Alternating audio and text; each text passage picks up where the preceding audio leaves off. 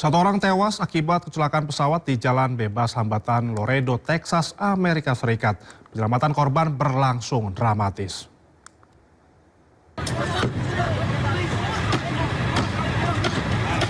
Pesawat jet bisnis dengan 6 orang penumpang dan awak pesawat jatuh dan terbakar di Jalan Bebas Hambatan.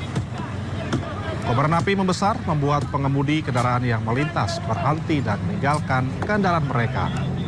Para pengendara berusaha menolong dan memecahkan kaca dan membuka paksa pintu pesawat.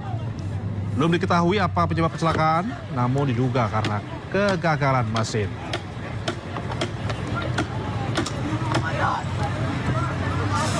Sementara itu, sebuah pesawat pembom strategis militer Rusia jatuh saat penerbangan latihan wilayah Irkutsk, Siberia.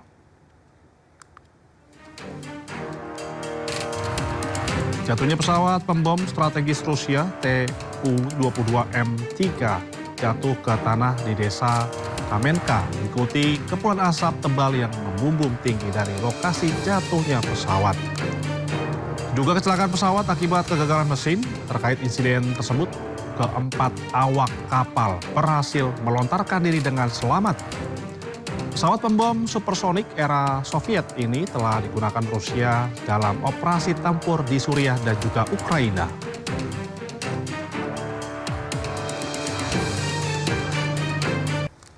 Drone Ukraina kembali menggempur wilayah selatan Rusia. Serangan merusak sejumlah fasilitas energi strategis termasuk terminal minyak dan juga gas.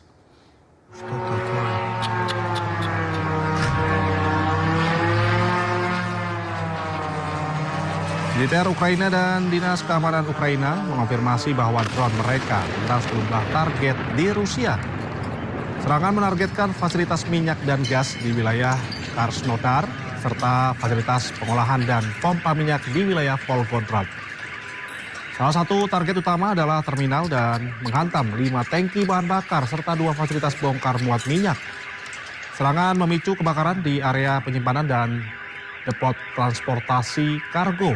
1 orang dilaporkan tewas dalam serangan Ukraina ke Rusia tersebut.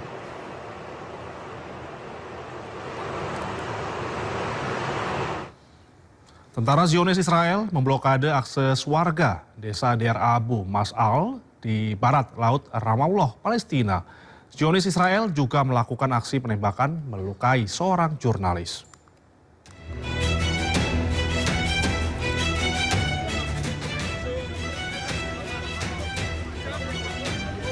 Tentara Zionis Israel membatasi akses warga desa Deir Abu Mas'al di barat laut Ramallah, Palestina. Zionis Israel menggunakan gas air mata dan menembakkan peluru karet. Warga yang kesal turut melemparkan benda-benda ke arah pasukan. Akibatnya seorang jurnalis mengalami cedera kaki selama kerusuhan antar kedua belah pihak tersebut. Sementara kantor berita Palestina melaporkan pasukan Israel juga menembakkan peluru tajam selama serangan di desa Abu Deir Abu Mas'al, barat laut Ramallah.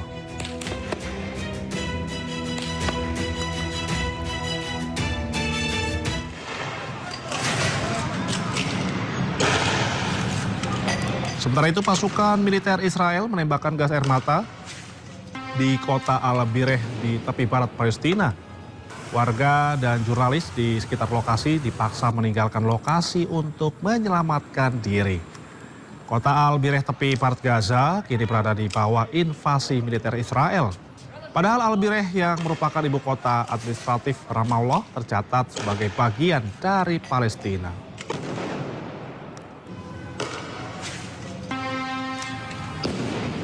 Ya pemirsa, kesepakatan damai antara Iran dan juga Amerika Serikat memicu perpecahan dengan Israel. Israel tegaskan tidak akan berhenti menyerang Lebanon sampai Hizbullah menyerah.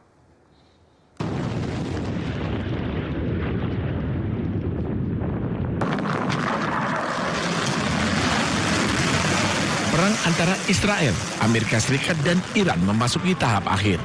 Kesepakatan damai akan ditandatangani pada Jumat mendatang. Amerika Serikat pun meminta Israel untuk tak lagi menyerang Iran dan Lebanon. Namun, kesepakatan ini memicu perpecahan dengan Israel. טוב, הנשיא טראמפ ואני מכירים אחד את השני הרבה שנים. הוא נשיא ארצות הברית, אני ראש ממשלת ישראל. אנחנו הרבה פעמים רואים עין בעין, ויש גם מקרים שאנחנו רואים פחות עין בעין. אני אחראי לאינטרסים הביטחוניים של ישראל, אני עומד עליהם, ואני רוצה להגיד לך איך עומדים עליהם. צריך לעמוד עליהם, לא בהתלהמות, לעשות את זה בתבונה, וזה דורש הרבה ניסיון והרבה תבונה, והרבה היכרות עם הזירה האמריקנית. צהריים טובים. למדינת ישראל אסור לקבל את הפסקת האש בין ארצות הברית לאיראן. אנחנו חייבים לפעול מתוך תודעה ברורה ובלתי מתפשרת. ביטחון אזרחי מדינת ישראל מעל הכל.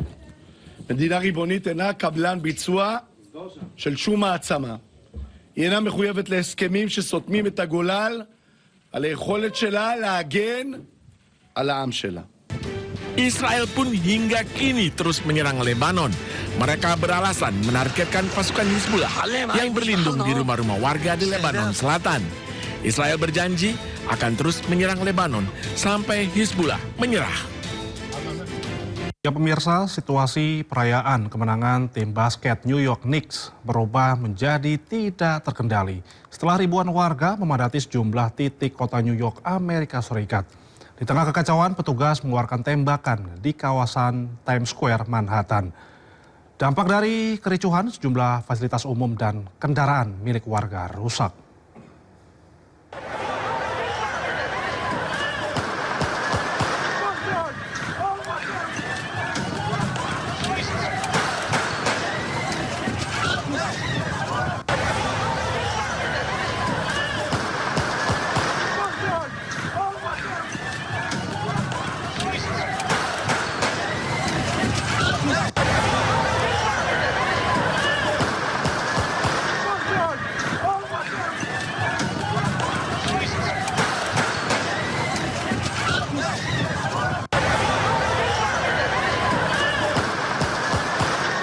Inilah situasi perayaan kemenangan tim basket New York Knicks berubah menjadi tidak terkendali setelah ribuan warga memadati sejumlah titik kota New York, Amerika Serikat.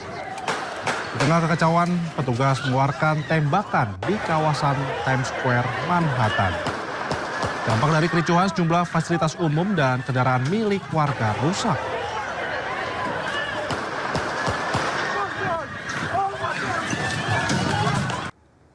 Sementara itu, ratusan mahasiswa dari berbagai perguruan tinggi di Sulawesi Tenggara dan Jawa Timur menggelar aksi unjuk rasa. Massa menyuarakan sejumlah aspirasi terkait perbaikan kondisi ekonomi hingga evaluasi program strategis nasional.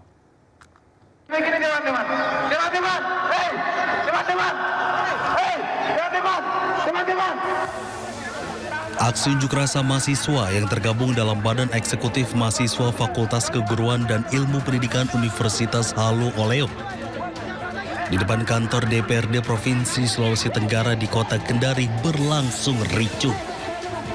Aksi saling dorong pun tak terhindarkan antara mahasiswa dan petugas keamanan. Kericuan terjadi saat massa aksi memaksa masuk ke dalam kantor DPRD untuk menemui pimpinan dewan.